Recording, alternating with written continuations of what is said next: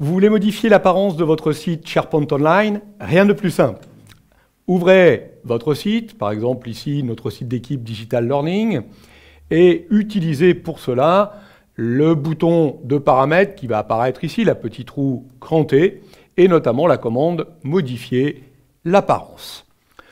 Dans modifier l'apparence, alors quand on est avec un site d'équipe, il me propose en standard ici de choisir un thème. En fait, le thème, vous l'avez compris, c'est un jeu de couleurs et puis une police qui va être choisie. Donc je pourrais choisir le thème et le sauvegarder.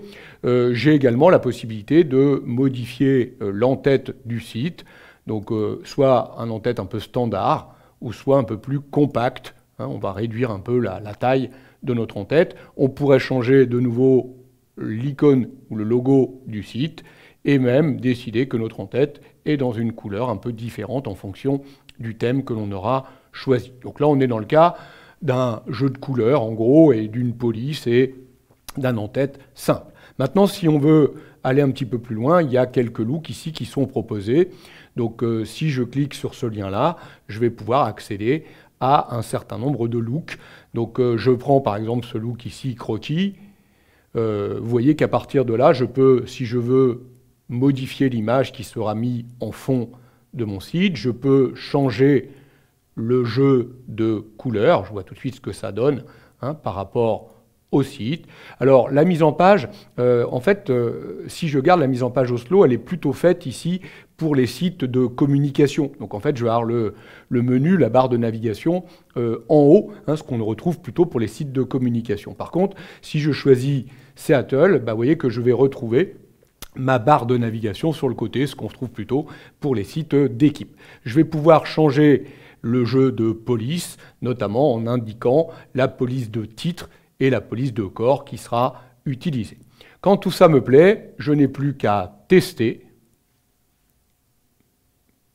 et, si ça m'intéresse, à conserver. Sinon, je pourrais recommencer. Donc, je vais conserver ici mon élément. Donc là, il est revenu dans les paramètres complets du site. Je pourrais revenir à la page d'accueil. Voilà, donc les polices ont été changées, le site a été bougé dans les couleurs qui ont été définies par rapport aux éléments que j'ai choisis. Alors je peux faire ça avec des sites ici d'équipe, mais je peux le faire aussi sur un site de communication. Le principe est le même.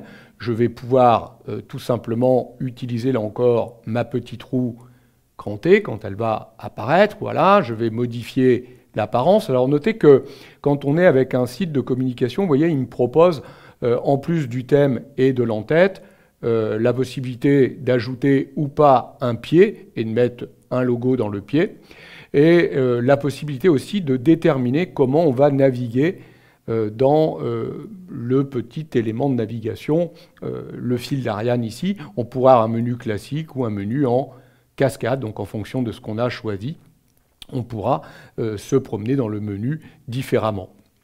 Je vais sauvegarder ça, je vais tout simplement repartir dans modifier l'apparence. Là encore, je vais pouvoir accéder aux différents looks.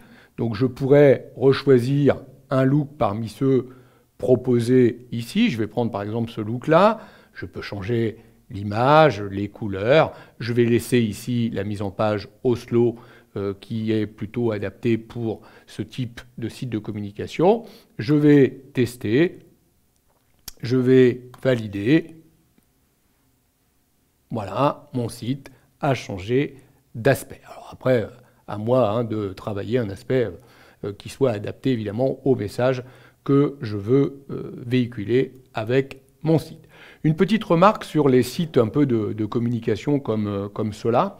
Il est possible de modifier le menu qui se trouve ici, le menu de navigation. On va l'éditer. Et vous voyez qu'à partir de là, on pourrait rajouter des liens et qui pointeraient vers des URL ou tout simplement des encres que vous avez mis dans votre page.